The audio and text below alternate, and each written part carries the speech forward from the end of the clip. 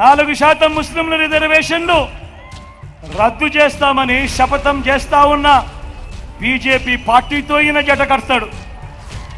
మరోపక్క మైనారిటీల ఓట్ల కోసం మైనారిటీలను మోసం చేసేందుకు ఈ చంద్రబాబు డ్రామాలు మొదలెట్టాడు. దొంగ ప్రేమ నటిస్తూ, ఒకవైపు దొంగ ప్రేమ నటిస్తూనే మరోవైపున ఎన్డీఏలోనే కొనసాగుతాను అని అంటాడు.